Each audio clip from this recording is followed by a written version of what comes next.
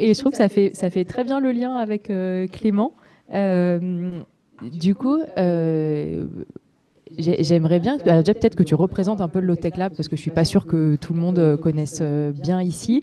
Par rapport à ce que disait Florent avant, est-ce que vous vous sentez joker de mobilité? Et après, sinon, ouais, plus concrètement, comment vous arrivez à tout simplement mettre en place vos projets? Merci à elle, et merci Florent et Alice aussi, et merci à tout le monde pour l'invitation et ce temps. Je me régale, donc merci. Ben ouais, je peux représenter rapidement le Low-Tech Lab, dont donc le but donc du Low-Tech Lab, c'est une asso qui a maintenant un peu plus de 10 ans, euh, pour parler et explorer ce que c'est la thématique low-tech, qu'on avait résumé à un moment, des techniques utiles, accessibles et durables. Alors moi, je suis plus que membre actif maintenant au Low-Tech Lab, où c'est devenu un réseau de Low-Tech Lab territoriaux qui représente aujourd'hui une cinquantaine d'associations en francophonie, plutôt européenne. Mais je crois qu'il y a eu un Low-Tech Lab Laval, justement, comme quoi. Ah bah, donc on parle français, faut y aller, hein. Et alors moi, je me sens un peu vert, un peu jeune sur le thème de la mobilité. Mais j'y viens, comme on dit. C'est ça qui est pratique avec la mobilité. On peut y aller. Euh, à l'origine, ouais, dans la question, peut-être pour faire le chemin, parce que mobilité encore, c'est vraiment pratique. Comme, moi, j'ai une formation d'ingénieur à la base. J'ai été formé à Nantes, à l'ICAM, et j'ai bossé dans la mobilité, dans une certaine mesure, chez Airbus, pas loin, pendant 4 ans. Où le slogan, si on peut appeler ça comme ça, c'est Make People Fly. C'est ça un peu le petit truc qu'on agite à l'intérieur pour envoyer du rêve. Alors ça fait longtemps maintenant que j'ai pas pris l'avion, mais de mémoire, quand on est dans un avion, enfin, en observant ce qui se passe, les gens ne regardent pas du tout. Enfin, la conscience de voler, c'est bien le dernier truc qui reste, quoi. On est tous sur notre petit écran, enfin, qu'on avait encastré dans le siège de devant. On n'a rien à foutre de voler. On veut juste aller dans ce bus collectif le plus vite possible quelque part. Et donc il y a cette question de mobilité qui est là. Moi, j'ai pas mal bossé ces derniers temps sur la question de l'habitat, principalement l'habitat low-tech, qu'on avait pu voir un peu sur l'image que tu présentais, Alice, parce que ça semblait assez intéressant de première vue au Low-Tech Lab à explorer, parce que c'est un gros facteur d'impact. C'est avec la mobilité justement entre résidentiel tertiaire et mobilité, ça se bat toujours à qui sera le plus énergivore, mais globalement, un tiers, et d'année en année, ça se bataille. L'habitat, ça génère un peu moins de gaz à effet de serre que la mobilité, puisque on met un peu moins de fuel que d'électricité, mais c'est en train de se renverser, puisqu'on arrive à mettre moins de fuel dans les voitures maintenant et un peu plus d'électricité. Mais globalement, tout le sujet qu'on avait, nous, dans la démarche low-tech, c'était quand même questionner quelque chose qui est vachement véhiculé à nouveau dans l'approche négawatt ou de zéro déchet, si on veut, en fait, cette démarche de consommer moins, d'être critique de la technique et de nos rapports individuels et collectifs à la technique, avant tout de sobriété, dans un second temps d'efficacité, une fois qu'on a réduit la consigne, donc qu'il fasse moins chaud, qu'on aille moins vite, on soit plus nombreux et nombreux dans un véhicule, donc d'efficacité, et dans un dernier temps de question de renouvelable. Parce que si on monte le château à l'envers, enfin, si on fait la pintoche avant d'avoir mis la toiture sur la maison, on n'arrivera pas à grand-chose collectivement. Et aujourd'hui, à rester sur le prisme efficacité renouvelable, et pas du tout la question de sobriété, on est en plein tube dans les effets rebonds qu'on connaît bien, mais qui permettent de faire du marché. Bon, pas de bol dans le marché, c'est qu'on n'est plus trop un pays industriel, mais plutôt de services. Donc le marché, c'est même pas pour nous le pognon, on ne sait plus faire. Donc à plein d'endroits, en fait, la question de la low-tech est de se réapproprier les savoir-faire pour, à défaut de fabriquer, déjà savoir maintenir nos matériels.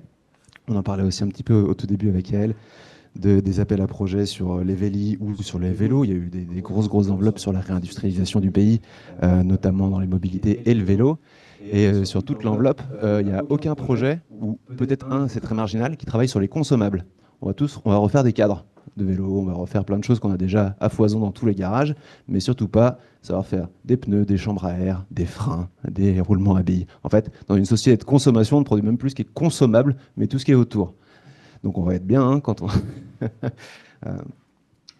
Donc voilà un peu, c'est ça moi les sujets que je trouvais assez intéressants sur cette thématique mobile. D'un point de vue plus le côté ingé. Et en même temps, moi j'ai arrêté le Low-Tech Lab il y a 4 ans, enfin la coordination du Low-Tech Lab, parce que j'étais terriblement asséché par ça, par l'approche utile, accessible, durable, où on parle pipi, caca, manger et un toit à peu près. Et on loupe une belle partie de ce qui fait de l'humanité une belle chose, de l'amour, de l'amitié, de l'art, de la culture, entre autres. Et donc c'est là que moi j'ai repris une formation, un master aux Beaux-Arts à Brest, design en transition, pour s'ouvrir à ces questions. Et j'aimais beaucoup ce que tu disais tout à l'heure, Gaëtan. En fait, je pense que c'est ça que je me prenais dans la gueule au Low-Tech Lab. Les gens ne sont pas des sujets transparents à eux-mêmes. Parce qu'en fait, dans ces petits mondes associatifs qui vivent difficilement de subventions, euh, ça me fait penser à un autre truc. Je suis en train de lire. Il était temps, Victor Papanek, Design pour un monde réel, donc, qui a été écrit en 71, et qui dit que la pauvreté est force de créativité. Et donc on vit pas mal au seuil de créativité. C'est hyper pratique. Euh, euh, Ouais, c'est ça qui est quand même pas mal dans Holotech Lab où la sobriété c'est le cœur du sujet. On s'entraîne quand même en permanence, hein, et l'expérimentation c'est ce qui nous tient à cœur. Et donc la sobriété est aux premières loges.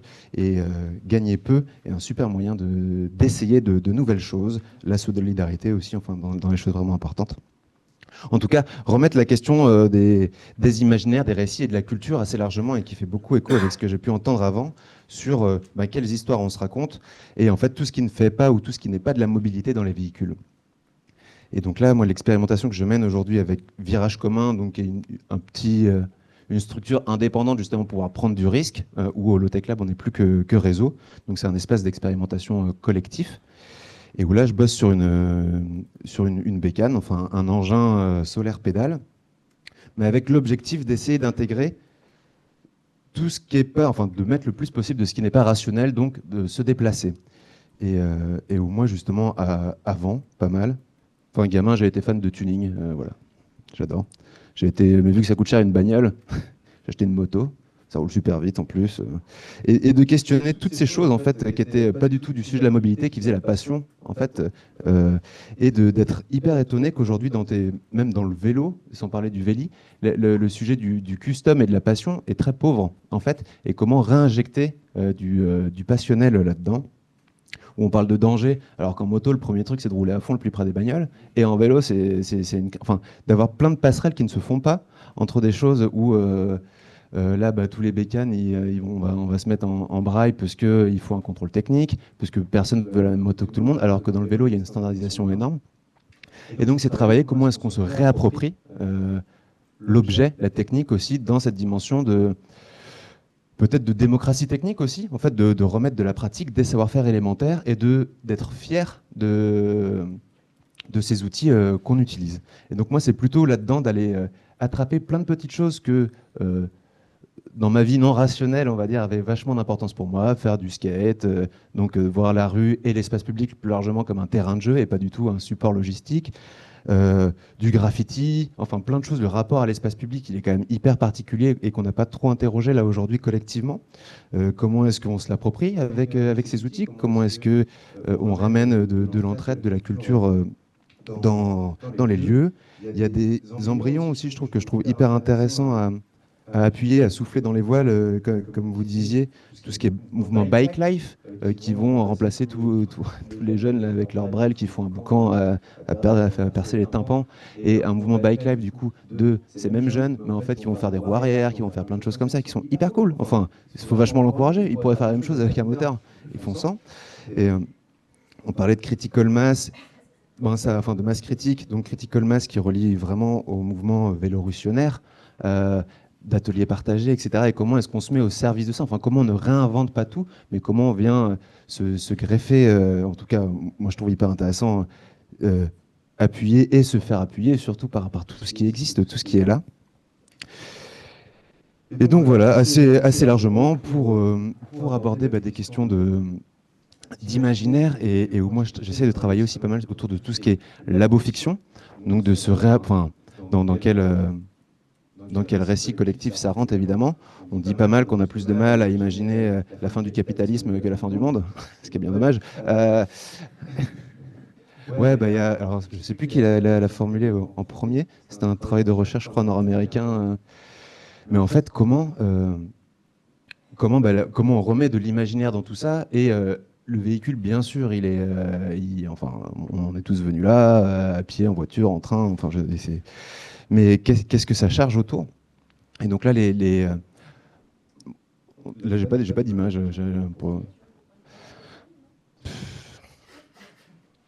En fait, on a fait la sortie de garage il y a 2 semaines, donc de la Soletta pour parler concret. Et là, non, j'ai pas d'image en ligne, je crois. J'ai un tac tac tac. On peut tester quand même. J'ai peut-être des vieux trucs ou des 3D, mais il n'y a pas le. En fait, c'est un objet. Donc c'est il y a 4 roues. Ça fait la taille d'une petite bagnole. La toiture, c'est un très gros vélo, en fait, et très inspiré de tout ce qui est fait par le vélo, que je trouve hyper intéressant, d'open source, de commun, etc. Mais pas en tant qu'objet de mobilité individuelle, mais en tant qu'engin, en tant que professionnel, en tant qu'engin solaire pédale. Moi, à l'origine, l'objectif, c'est de parler d'énergie. Je trouve ça hyper intéressant, l'énergie, parce que c'est un peu partout. On a parlé beaucoup de potentiel tout à l'heure, de liberté potentielle, de potentialité mobile. L'énergie potentielle aussi, c'est assez intéressant et qui se traduit, enfin qui se balance d'un point de vue mobilité avec l'énergie cinétique. C'est la seule formule de physique de 5e que je me rappelle, mais l'énergie cinétique, 1/2 de mv carré, donc la masse et à la fois la vitesse au carré. On peut être plus léger. La vraie question, elle est sur l'air post-vitesse, hein, pour moi. Enfin, en tout cas, c'est plus intéressant. Ça descend à la racine. Plus vite l'énergie avec la vitesse plutôt que la masse. Donc et voilà, Soletta, on peut voir. Tac, tac, tac, tac. Ouais. Tac. Bah, alors c'est une 3D. C'est la seule 3D. C'était un exercice de style aussi, hein. Donc ça fait. Et on voulait en arriver là, peut-être. Alors ça, c'était la sortie de garage. C'est déjà. Il n'y a pas. Ouais. Bah tant pis. Ouais. Et sur le site de l'XD, ouais, si, carrément. Ah, ouais, les communs. Tu peux y aller, Alice, s'il te plaît? Sur la FabMob où il y a le wiki. Et alors, pour relier tout ça, en tout cas, ce qu'on a fait la semaine dernière, la sortie de garage, donc vraiment vu comme une sortie de résidence, hein, pas du tout quelque chose de parfait, de fini, mais 100% bricolé par un collectif, presque tout à partir de réemploi pour, en tant qu'exercice de style, hein, vraiment pouvoir prendre ce risque et s'amuser, d'avoir coupé un quad en deux et de voir toute l'énergie, enfin tout le rituel. C'est quoi brûler une bagnole? Enfin, de travailler aussi tout ça, tous nos rapports à ça. Et donc on la voit. Donc c'est 2 pédaliers générateurs. Il y a plus de. Le but c'est de parler d'énergie, et de transition énergétique, mais vu qu'on ne comprend pas les unités, les watts-heures, les joules. Pas d'unité, donc pas d'ordre de grandeur. Et là, depuis une dizaine d'années, avec le Low-Tech Lab, je travaille sur plutôt, et comme plein d'autres, et nourri par plein d'autres évidemment, sur combien de temps il faudrait pédaler sur un vélo générateur pour produire l'énergie nécessaire à tel usage de l'énergie. Pour recharger un téléphone, pour faire tourner toutes les téloches, toutes les lumières, et au moins on verrait si collectivement on arriverait à assurer ça, par exemple. Attends le volet. Et ça, il est clair que non. Et puis des panneaux photovoltaïques en toiture. Avec l'objectif, c'est plus un objectif d'autonomie, dans le sens autonomie du choix de nos dépendances, et d'aller explorer. Donc c'est pas tant un sujet de mobilité, donc combien je suis autonome sur combien de bornes. Moi, les roues, c'est plus pour aller au bon endroit, enfin être au bon endroit, plutôt que pour se déplacer. Et d'aller explorer un peu l'approche énergétique non binaire, pas on a du jus, on n'a plus de jus. Mais typiquement, là, on voit à l'arrière, on a un son de système. Donc, je disais ce qui me manquait au Low-Tech Lab, et notamment faire la fête. Et là, à 2 personnes qui pédalent avec cette sono, on peut faire danser 600 personnes sur une jauge professionnelle, enfin avec les contraintes pro. C'est 150 watts en lycée à peu près. Et là, les moteurs sur du plat en roulant pépouze, c'est limité à 25, hein, on a dit MV carré. Et on a 3000 watts. Donc en fait, il y a plein de moments où on ne sera plus du tout en mesure de rouler. Par contre, on sera en mesure de faire danser 600 personnes. Donc c'est des questions comme ça que je trouve assez intéressantes à se réapproprier pour voir où mettre l'énergie et se reposer les quelques questions. Enfin, c'est plus un objet de questions que de réponses, hein, évidemment. Et Yael, tu disais, tu me proposais en tout cas d'amener comment du terrain on crée du lien avec des partenaires. Ce projet, moi, ça fait super longtemps que je voulais le faire. Je crois que la première proposition au Low-Tech Lab, donc à l'équipe, c'était en 2019, où il n'y a pas eu sa place du tout. Enfin, la question de la culture et des imaginaires, elle n'avait pas lieu d'être encore à ce moment-là. Et puis moi, je n'étais pas mûr non plus. Et là, c'est vraiment le côté extrême défi que le premier ticket, moi, mon premier engagement, en tout cas, qui a lancé vraiment la machine. Et de fil en aiguille, en fait, là, j'ai aussi une subvention de l'aglo de Concarneau. Et en fait, à chaque fois, c'est des tiroirs différents. Enfin, c'est ça qui est bien, c'est d'avoir plusieurs facettes, et on a toujours plein de facettes dans ce qu'on explore. Et donc, côté extrême défi, bah, évidemment, il y a 4 roues, donc j'ai pu vendre un projet de mobilité. Mais le but, c'est d'être garé comme une voiture, 96% du temps en France quand même. Avec l'aglo de Concarneau, c'était un appel à projet Fabrique des possibles. Donc là, plutôt tout ce qui était innovation sociale, etc. Et donc vendu comme un tiers-lieu mobile. Donc tiers-lieu, on ne sait même pas ce que c'est, donc mobile encore mieux. Et là, une dernière subvention plutôt de phase d'expérimentation avec la direction économique de la région Bretagne. Autour d'engins, vraiment en tant que tel, donc d'engins agricoles, très inspirés par tout le travail de l'atelier paysan là-dessus, notamment l'agrozouk. En fait, qu'est-ce qui pourrait remplacer un tracteur ou un second tracteur en outils de maraîchage, etc. Ce qui est marrant, c'est que sur la phase d'expérimentation, les quelques personnes partenaires qui étaient là, agri, qui sont passés, et où à l'origine le but c'était de mettre là c'est maraîcher sur sol vivant, de mettre des petits outils de travail pour travailler les sols en surface. En fait, ils ont vu ça, ils se sont dit ah mais non, mais en fait en son système c'est vachement mieux, parce qu'il y a plein de moments où on a besoin de chantiers collectifs, il y a 50 ou 100 personnes qui sont au champ, si on peut avoir quelqu'un qui bat le rythme, c'est encore mieux. En fait, c'est plein de choses comme ça aussi que l'expérimentation, en tout cas moi c'est mon apprentissage aussi des expérimentations, et peut-être m'arrêter là pour pas aller trop loin. Et j'adorais ce que tu disais aussi, Florent, sur prospective conceptive. En fait, moi, c'est les dernières années d'expérimentation, donc à chaque fois avec des projets concrets, de festivals, d'habitat ou de ça, c'est qu'en fait, le résultat, en tout cas la richesse, elle n'est pas du tout où on l'a prévu. Et donc, d'oser la réalité, le tangible, le bricolé aussi, mais qui est sensible, en tout cas, moi, mes apprentissages, ils ont toujours été complètement à côté de la plaque de quand j'ai écrit l'objet d'étude. Et donc l'expérimentation a ça de merveilleux qu'on n'aura jamais en dehors de la rencontre, de l'échange et de l'appropriation de l'outil pour l'amener à un endroit où on ne l'a pas attendu. Donc une sorte d'effet rebond en le chargeant des bonnes valeurs au tout début, enfin du bon lift pour essayer de ne pas l'amener dans le fossé.